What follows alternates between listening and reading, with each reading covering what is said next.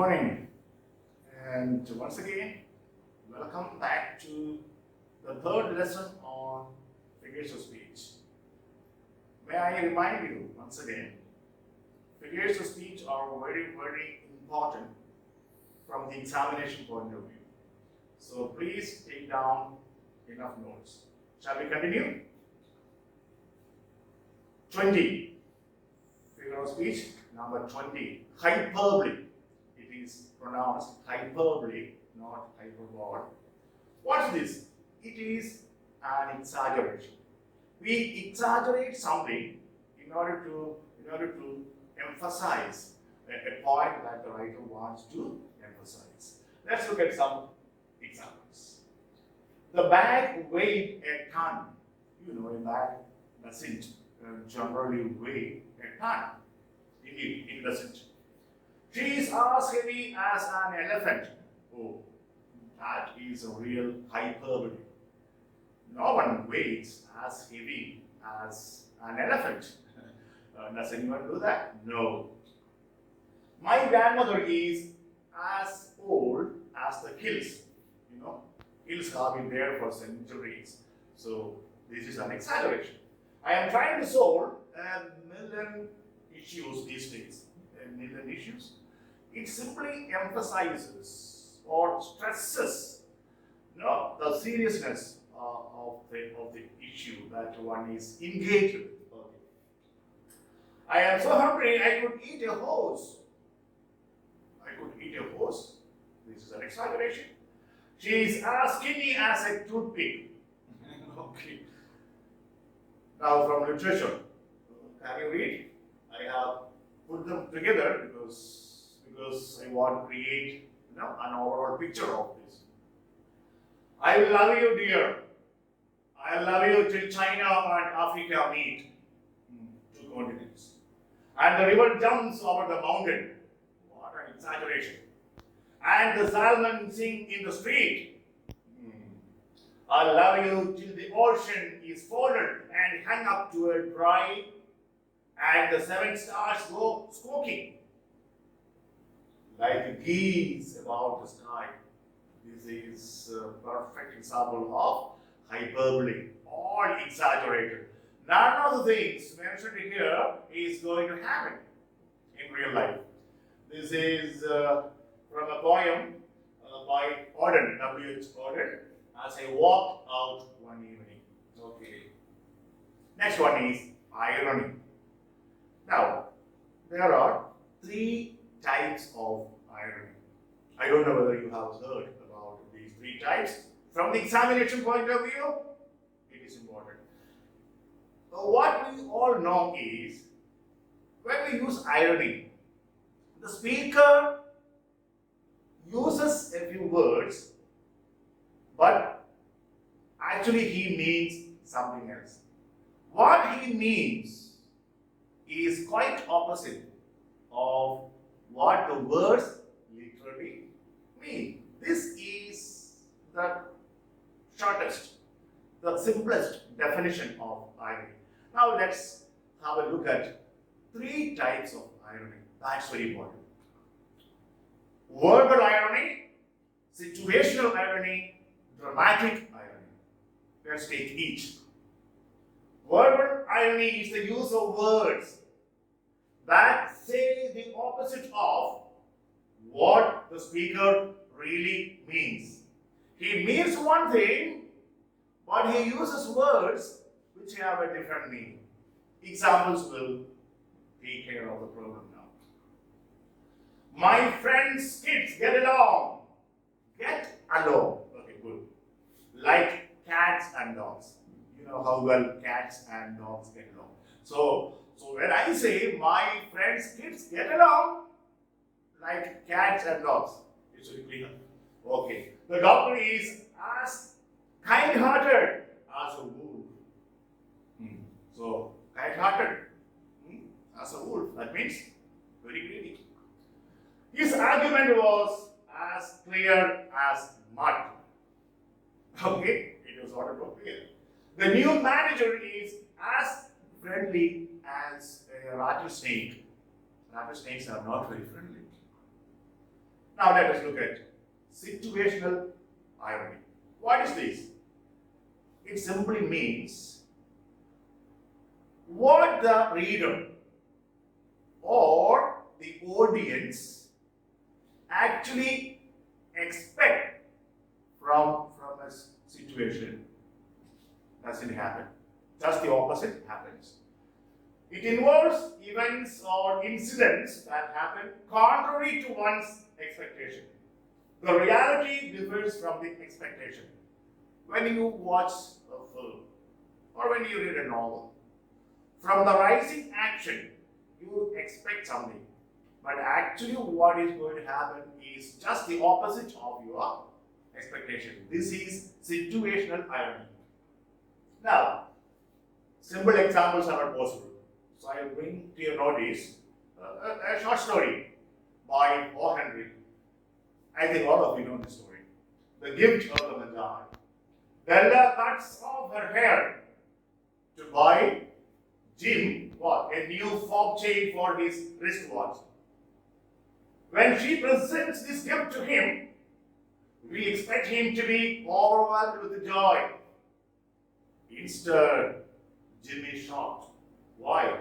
Because he has sold his watch in order to buy her new combs for her long hair. This is situational irony. Okay? What Bella has expected does not happen here. Jim is not excited because he has already done something that would really make, he thought would make Bella happy. But things here are just the opposite of their expectations. Now, dramatic irony. This is very simple. The audience know that something is going to happen to the characters on the stage. Or the audience or the readers know what is going to happen to the characters in a text. But the characters involved do not know what is going to happen to them. Take a simple example. Let us take a typical Hindi movie. Okay, the hero and the heroine, they're having a very good time in a club, they're dancing, enjoying. In the meantime, the villain plants a bomb in their car. And the audience, they know something is going to happen to the hero and the heroine. And they get into the car, they drive, and this is going to explode. But do they know? No. This is dramatic irony. The readers or the audience know what is going to happen to the protagonist, but they themselves do not know. This is dramatic irony. I'll give an example from Edgar Allan Poe's famous short story, The Telltale Heart. The readers know that the narrator has just committed a murder, the narrator of the story, and placed the dismembered body under the floorboards. However, the policeman questioning him is unaware of this information. We know, but here the policeman does not know. This is dramatic irony. Next one, kenning. This was asked this year by the University of Hyderabad. Okay, and they asked the same example. In fact, I had given to your senior friends. Okay. Commonly, it's a simple stock, compound, or figurative phrase replacing a common noun. Look at the examples. Whale path or swan road is used for sea. Light of battle for sword. Born house for body. Battle sweat for blood. Raven harvest for corpse, dead body. Sky candle for the sun. God's beacon for sun. Ring giver for king. Ring giver, sorry, that is R is missing there. Ring giver for king. More. Angle biter, a very young child. Bean counter, an accountant. Bookworm, someone who reads it out. Fender bender, a car accident, minor. Four eyes, someone someone who wears glasses. First lady, the president, the wife of the president. Intelligence in handsome, teacher. Proud nosed, someone who tries to impress the authorities. I have given you as many examples as possible. Suppose an example comes from here for your next exam. You will be at an advantage. Gumshoe, a detective. Tree hugger, protector of the environment. Pig skin, a football. Rug rat, small babies who crawl on the floor. Couch potato, someone who is very lazy and sits in front of television for longer hours. Arm candy, a romantic partner. Now, the next one, this is very important. This is pronounced as litotes. Litotes. What is this? It is a figure of speech in which an affirmative, means a positive, is expressed by negating its opposite. An affirmative is expressed by negating this affirmative's opposite. Examples will make things much clearer. Look here. $1 million is no small amount. Here, $1 million is no small amount means what? It's big amount. So, $1 million is a big amount. That is affirmative. Now, this affirmative is stated by negating its opposite, small amount. No small amount. Get the point? Okay. Another one. They do not seem the happiest couple around. Instead of saying they are unhappy, we use, we negate the opposite and then create the affirmative. They do not seem the happiest couple around. We use it in our day-to-day dialogues and conversations. New York is not an ordinary city. That means it's an extraordinary city. Now, this extraordinary is brought into our mind by negating extraordinary's opposite, ordinary. That's it. Next, malapropism is very easy. Malapropism was a word, or this term has its origin from R.B. Sheldon's play, The Rivals. There is a character, this is Malaprop. And Malaprop always confuses words. Okay, she uses one word for the incorrect word she uses. For example, she says, he has reached the pineapple of his career. He has reached the pineapple of his career. What does she actually mean? The pinnacle. Okay, so similar sounding words are confused. That's known as malapropism. It has its origin in R.B. Sheldon's play, The Rivals, where Mrs. Malaprop is given to this disease. Okay, anyway, I have already explained it. And this is also known by another name, dogberism. Dogberism equal to malapropism. You can read and take down notes. I have explained to you what it actually is. Look at this one. Rainy weather can be hard on the sinuses. What is sinuses, But here, instead of using sinuses, what has the speaker used? Sciences. Is that because these words sound similar? I have no delusions to the past. No delusions. Allusions. You could have knocked me over with a fender. Instead of using feather, used fender. Similar sounding words. That's malapropism. Unfortunately, my affluence over my niece is very small. Affluence means wealth. Here actually, the speaker means influence. Similar sounding words. Metaphor. That's a very common figure of speech. It makes an implied or hidden comparison between two things that are unrelated, but which share some common characteristics. It is different from conceit, please, because in conceit, not even one one feature is shared. But here, some characteristics are shared by the objects or the things or the persons compared. Okay, let's look at Shakespeare's famous lines. All the world is a stage, and all the men and women merely players. William Shakespeare. Now, okay, what happens? The world that we live in is compared to a stage.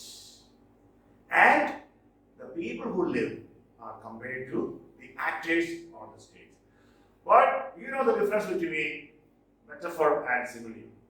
In simile, words like as, like are used. If you find like or as, then it is a simile. But without using like or as, if a comparison is drawn between two dissimilar things, then this is a metaphor. Let's have a look at a few examples. War is the mother of all battles.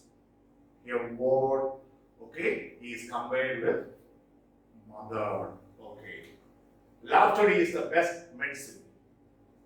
Medicine compared with laughter. The assignment was a breeze.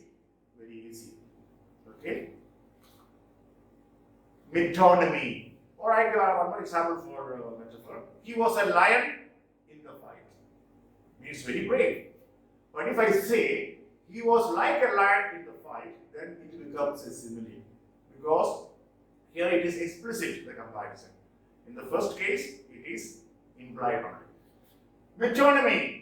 It is a figure of speech in which one word or phrase is substituted for another with which it is closely related. Let me come to the examples. Crown is a metonymy for king or queen. Here, crown is closely associated with the king or queen. So we use that object which is associated with somebody else or something else to represent that person or that thing. Okay, crown for the king or for the queen. Next one, Hollywood. What is that? It is for the American film industry. Bollywood for Indian film industry. Mollywood for Malayalam film industry, right? Another one, cross stands for Christ, Jesus Christ. Okay. The pen is mightier than the sword. See, here pen stands for the written word. Okay. This is the metonymy. Sword stands for military aggression. Silver screen for movies or theatre, etc. Silver screen. Suits for business people. Silicon Valley for the tech industry. Silver fox for an attractive old man. Sorry. NSC. Ears for giving attention or listening. Brass for high-ranking officials. These are all metonymies. Let's take Ulysses right, and see. Friends, Romans. Countrymen, lend me your ears. Means give me your attention. Ears. Give me your attention. Because we use ears to listen. I am mighty glad, Georgia. I am mighty glad Georgia waited till after Christmas before it seceded. During the American Civil War. Georgia here represents the administration, the government, the people of that Georgia town. This is a metonymy. And this is taken from Gone with the Wind by Margaret Mitchell. Oh, for a draught of vintage. This is from John Keats's famous poem, Ode to Nightingale. Here, vintage. What is vintage? Vintage is a place where high quality wine is produced. So when he says, oh, for a draught, a glass of vintage, for wine. So your vintage, that place where high quality wine is produced, represents wine itself. Metonymy. That's all for today. This has been a very brief class. I don't want to load you with a lot of figures of speech in one lesson. We have just begun our classes. So go comfortably, and you must must be very happy, and you must not feel that a lot of information is stuffed upon you. No. As we go ahead and as you get used to my style of teaching and lessons, we can speed up. Okay then, before we come to two more lessons on figures of speech, please familiarize yourselves, acquaint yourselves with the previous 3 lessons, including this one. Take care, stay healthy, and be happy.